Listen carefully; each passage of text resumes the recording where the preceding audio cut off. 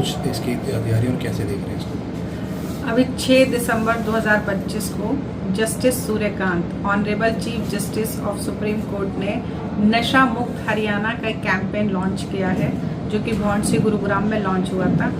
उसके तहत justice Lisa Gill, honourable जज Punjab and Haryana high court, and Shri Ajay Kumar Sharda, learned district and session जज करनाल के नेतृत्व में हमने ये अभियान शुरू किया हुआ है, जिसके तहत हम नशा मुक्त हरियाणा को आगे बढ़ा रहे हैं। इसके संकल्प को सफल बनाने के लिए हम बहुत प्रयास कर रहे हैं, जिसमें health department, police department, child and women department, DPRO और अन्य जो ऑफिसेस हैं वो हमारे साथ जुड़े हुए हैं, जिसमें हमारे डॉक्टर्स की टीम जगह जगह जा रही है। उन्होंने सारे 435 गाँव का विजिट हमने टारगेट किया है, जिसमें बहुत सारे गाँवों को हम विजिट भी कर चुके हैं।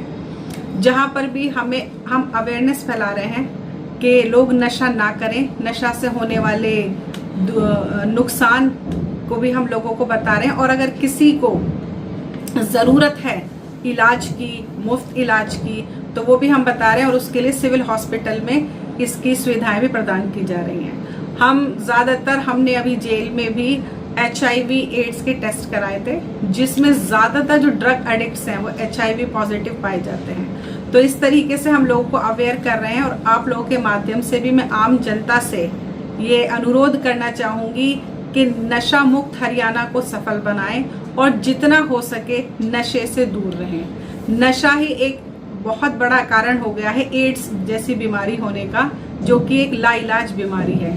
इसके अलावा वो मानसिक, शारीरिक हर तरीके से आपके जीवन को नष्ट कर देता है। इसलिए नशा छोड़ो और जीवन जोड़ो। मैम, कुछ ग्रामीण क्षेत्र के अंदर देखा जा रहा है जो युवा वर्ग है वो नशे की चपेट में है, चाहे वो किसी भी प्रकार का नशा आप देख सकते हैं। उनको रोकथाम के लिए किस तरीके के विशेष अभियान चलाए जा रहे हैं? क्योंकि पुलिस है वो, चाहे हेल्थ सेक्टर हो, तमाम विभाग इसमें अलर्ट है, मगर कारगर साबित नहीं हो पा रहे। मैं जैसे हर महीने ड्रग डी एडिक्शन सेंटर को विजिट भी करती हूँ, और इस बार मुझे वहाँ 13 साल का छोटा बच्चा मिला था। मैंने उसको बहुत समझाने की कोशिश की, और जहाँ तक मुझे लगा समझाने से अगर हम उनको प्रॉपर तरीके से नुकसान बताएं इसके, तो उनको समझ भी आता है। तो मेरा मानना ये है कि इलाज से बचाव बेहतर है, precaution is better than cure. तो अगर हम लोगों की मानसिकता को चेंज करने की कोशिश करें, उसके रूट कॉज पे हम काम करें, तो वो ज़्यादा कारगर साबित होगा। अभी जो हमारा इस कैंपेन के तहत है इलाज कराना, इलाज मुफ्त प्रोवाइड कराना तो है ही, उससे ज़्यादा है हमारा उन्हें अवेयर करना, उनकी मानसिक स्थिति, उनकी काउंसलिंग करना, उनकी मानसिक स्थिति को चेंज करना, जिससे वो धीरे धीरे समझें और इस नशे को छोड़ दें। क्योंकि मेरा ये भी मानना है कि 50-60% आज के टाइम पे जो क्राइम हो रहे हैं वो ड्रग एडिक्ट कर रहे हैं। तो एक नशे की एक लत जो धीरे धीरे शुरू होती है वो उस इंसान के जीवन को हर तरीके से नष्ट कर देती है। तो हमारा मेन जो हमारा हम टारगेट कर रहे हैं वो उनकी मेंटल स्टेटस, यानी कि मानसिक स्थिति के साथ उनका काउंसलिंग की जाए, जो उनके मन को ही इसके विरुद्ध किया जाए, तभी ये कामगार होगा, अदरवाइज नहीं हो पाएगा। खिलाड़ियों की बात की जाए तो आजकल खिलाड़ी भी इंजेक्शंस लेते हुए नजर आते हैं, और इस पर क्या कुछ सरकार कर रही है? इसका भी मैं वही मेरा आंसर है कि जो इतने अच्छे खेल रहे हैं, अच्छे घर से, अच्छे परिवार से, उसके बावजूद भी अगर वो ड्रग्स ले रहे हैं, तो इसका सीधा सीधा कनेक्शन जो है वो उनकी मेंटल हेल्थ से रिलेटेड है। आजकल मेंटल हेल्थ बहुत बड़ा इशू है, और हमें मेंटल हेल्थ इसके रूट कॉज पे काम करके उनके मेंटल हेल्थ को ही टारगेट करना है। इसके लिए भी जो हमारा कैंपेन है, जैसे कि हमें अभी डॉक्टर से हमने बातचीत की, तो उससे ये पता चला कि ज़्यादातर जो आजकल ड्रग एडिक्ट आ रहे हैं वो स्लम एरिया से गरीब नहीं है, वो इंटरनेशनल स्कूल में पढ़ने वाले, कॉन्वेंट स्कूल में पढ़ने वाले बच्चे भी आ रहे हैं, जबकि उनके पास सब कुछ है, अच्छे स्कूल में माँ बाप उन्हें सब कुछ अच्छा प्रोवाइड कर रहे हैं, फिर भी वो ड्रग्स ले रहे हैं।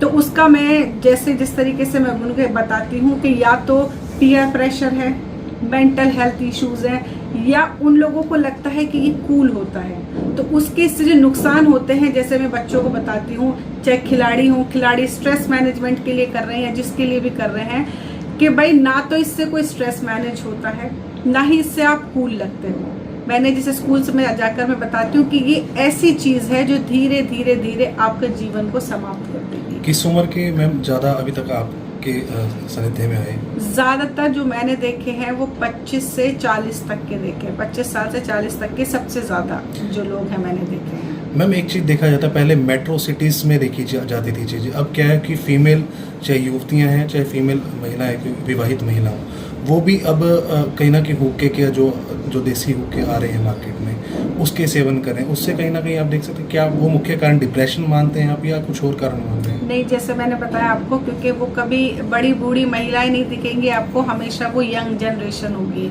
जैसे मैंने बोला कि कुछ इस तरीके से उसको पोलराइज भी कर दिया गया है कि आप अगर हुक्का पी रहे हो, आप अगर नशा कर रहे हो तो ये कूल है, ये मतलब आप हाई स्टैंडर्ड हो गए, आप मॉडर्न हो गए, जबकि ऐसा नहीं है। हमने इसी रूट कॉज पे काम करना है, उन्हीं लोगों को ये बताना है कि इसका कोई फ़ायदा नहीं है, इससे ना आप कूल होते हो ना इससे मॉडर्न होते हो। रेदर मैं उनको समझाती हूँ ये कह के कि अगर आपकी किडनी फेल हो गई, आपका हार्ट फेल हो गया या आपके लंग्स खराब हो गए तो ये ऐसी चीज़ें नहीं हैं जो बाज़ार में मिलती हैं। अगर पानी की तरह पैसा भी बहाओगे तो ये चीज़ें नहीं मिलेंगी। इसलिए थोड़े से 5-10 मिनट के खुशी के लिए, प्लेजर के लिए अपने जीवन को बर्बाद ना करें। मुख्य कारण क्या मान रहे हैं मैम नशे की चपेट में जो आ रहे हैं? मुख्य कारण जो गरीब लोग हैं जो करते हैं उनका तो मैं बोलूँगी कि कहीं ना कहीं वो अभाव में है, डिप्रेशन में है, उनको तो कह सकते हैं। जो अच्छे घर के लोग हैं उनका यही, वो इस चीज़ को मॉडर्न कूल होना, मॉडर्न होना, पीयर प्रेशर समझना इस तरीके से, या कुछ जैसे खिलाड़ियों की बात की इन्होंने, वो उनका स्ट्रेस मैनेजमेंट का रीज़न हो सकता है कि वो अपने अगर उन पर कोई किसी चीज़ का प्रेशर है उसको बुलाने के लिए वो इस तरह का नशा करते हैं। ठीक है, शुक्रिया। नेशनल लीगल सर्विस अथॉरिटी के हिसाब से हर साल हम साल में 4 नेशनल लोक अदालत लगाते हैं और अगली नेशनल लोक अदालत वो 13 दिसंबर 2025 को है। बेसिकली इसमें जो केसेस होते हैं वो traffic challan, compoundable cases, family matters, public utility matters, bank के केसेस, इस तरह के केसेस लिए जाते हैं और उनका आपसी सहमति के साथ उनको डिस्पोज ऑफ किया जाता है। किस तरीके से आप तक पहुंच सकते हैं? जिनके केसेस ऑलरेडी पेंडिंग है कोर्ट में, वो कंसर्न कोर्ट में जाके अब एप्लीकेशंस लगा सकते हैं। लेकिन जैसे ट्रैफिक चालान वाले हैं, ये जिनके केसेस कोर्ट में पेंडिंग नहीं है, वो कोर्ट में हमारे पास भी आ सकते हैं या कोर्ट में जाकर एक एप्लीकेशन लगा सकते हैं कि हम अपने केस को 13 दिसंबर को टेकअप कराना चाहते हैं। वैसे तो आप 13 दिसंबर को भी आ सकते हैं, लेकिन मेरा सजेशन ये रहेगा कि आप 2-4 दिन पहले, अगर 1-2 दिन पहले आएँ और पहले ही अपना चालान निकलवा के 13 के लिए पुट करा दें तो वो ज़्यादा कोर्ट के लिए भी कन्वीनियंट होगा और आपके लिए भी कन्वीनियंट होगा। शुक्रिया मैम।